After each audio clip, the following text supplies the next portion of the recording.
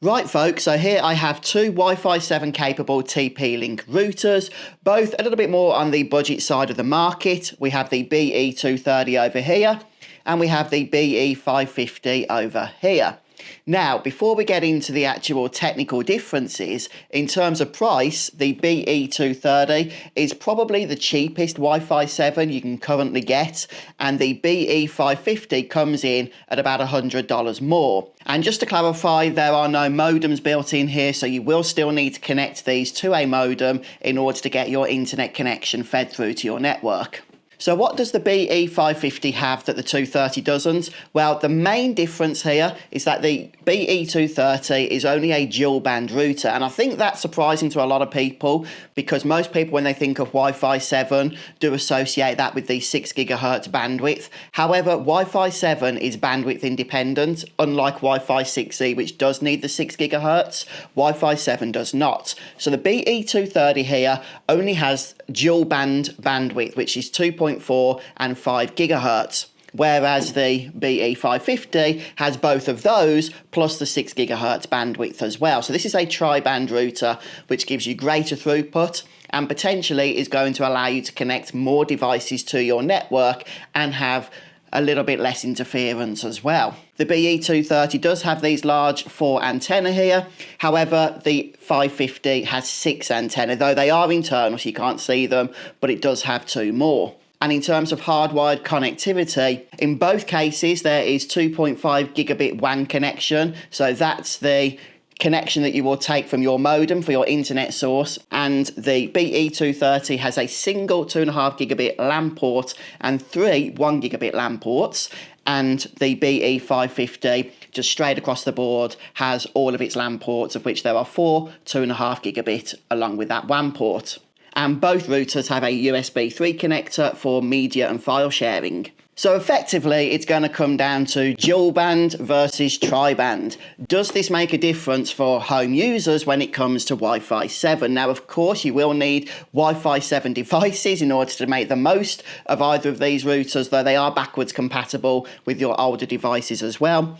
But I'm going to get out my Samsung phone, which is Wi-Fi 7 enabled, and we'll do a couple of speed tests on both of these. Okay, so starting with the BE230 here, and I've got my phone set up ready for the speed test. We're going to begin with my phone right next to the router, and I'll copy these with the other router as well when we get to that. So let's go ahead and start the first test here, and at close range we'll see what sort of speeds we can get.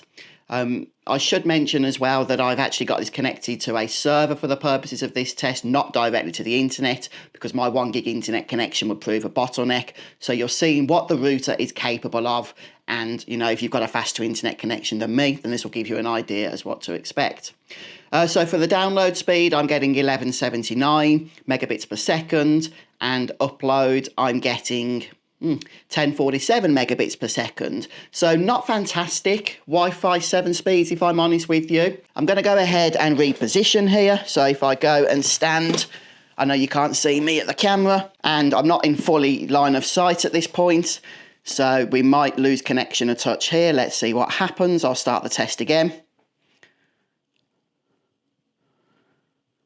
And that's not too bad. It's interesting that when I was situated directly behind, or just to the side and behind of the router, we got our worst test result. So 1382 down and 937 megabits per second up. So a little bit of slacking there in the upload department. I'm just going to run the initial test again because I want to see if we get a different result here from around the same location we was in before. So 1211, so within the tolerance is what we got with our first test, where it was about 1100 and something. So interestingly, you know, maybe there's some interference in this particular corner that I don't know about in terms of radio signal. But in my opinion, it's probably more likely that we are too close to the router. So we're not getting the full beamforming effect from all 4 antennae here. Just something to be aware of, regardless of what router you're using. Don't position it right next to a Wi-Fi device thinking that's your best chance of getting a great signal, as it probably does need a little bit of space to work with. So anyway, let's pop outside. So just to give you some context here as I move outside, here is where I have the BE230 set up on the desk. And if we just head backwards here, out of the door, We're outside the garage now. The BE230 router is just on the other side of that wall. So apologies for the construction noise you can hear across the street, but let's go ahead and run the test from here. So we're about 8 feet, maybe 10 feet away from the router, but we do have a solid brick wall interfering with the connection, so no line of sight here, but we're still getting just under a gigabit per second speed, which isn't terrible. Probably a little bit better than I expected based on our first results with the BE230 here. So there we have the speed results from losing line of sight. Let's go ahead and move backwards. As you can see, probably about 20-25 feet away now. As you can see, the results were quite a bit different. We are getting under 400 megabits now for download and under 250 for the upload, so quite a drop there. Let's move back even further. And yeah, download speed has dropped quite remarkably to about just under 60 megabits per second. So we'll see what the upload speed manages to achieve. Okay, so about 14.5, which means I think we are starting to push the limits as to what the BE230 is capable of in terms of range, but we are about 30 feet away and we do have brick walls and all sorts in the way now, so interfering with the signal. We've got neighbours' Wi-Fi radio all outside here as well. Okay, so let's start now by replicating some of those tests with the BE550 here, and starting in the same location, let's begin our first speed test and see if we can beat the 1100 megabits per second that we were getting with the first test with the BE230, and it looks like we are. So I'm already seeing 1400 megabits per second, which is a 300 megabits per second increase over the BE230 from this same location. And okay, let's see what we get with the upload. So we've got about 1100, no, just under 1100 with the BE230, and we're getting, it seems, over 1200 here with the BE550. So straight away, some better results there. And I'm right at the back of the room again, so not with full line of sight anymore. And we're going to replicate this test that we did with the BE230. So let's begin that. And on the BE230, we actually had quite a good test here result.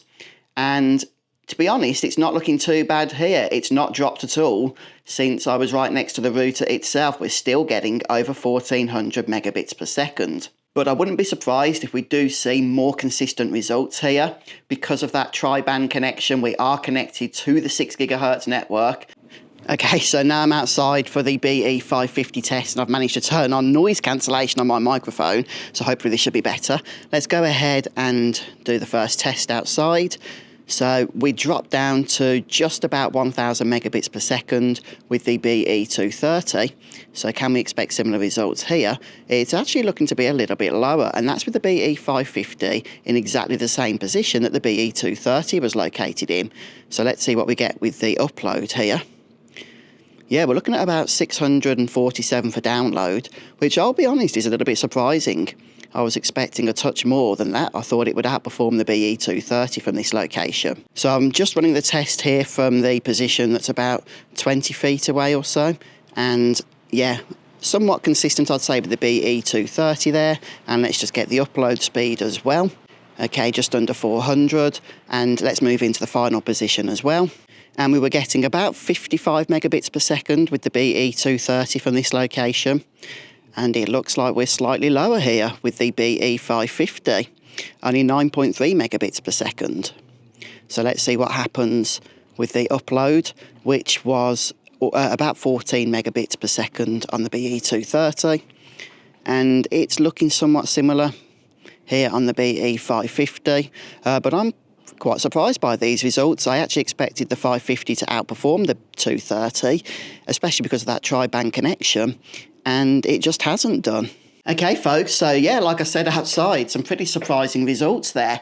The BE550 did seem to outperform the 230 for the indoor tests. It just gave some more consistent results. But once we started adding that line of sight into play, then the BE230, when I went outside, actually outperformed the 550, which I did not expect. But yeah, from what I've seen from these tests, the BE230 definitely holds up on its own, especially when you consider this is only dual band, and I think that's put a lot of people off purchasing this and instead willing to shell out the extra $100 for the Tri Band 550 here. Now, maybe if you are going to be connecting many dozens of devices and smart devices, then having that additional bandwidth is going to come into its own a bit. But if you're just a regular home user with a few security cameras, some mobile phones and tablets and a few PCs, then I definitely think the BE230 is probably going to give you more bang for your buck, if I'm honest with you. But what do you guys think? Please let me know down in the comments, and were you surprised by these test results? But thank you so much for watching. If you want me to compare any other routers, please let me know, and if it's worth investing for the video, then maybe I'll do so and buy that router to try it out. But I did buy both of these, so this has not been a sponsored video at all. Again, thanks for stopping by, and I'll see you next time. Have a great day.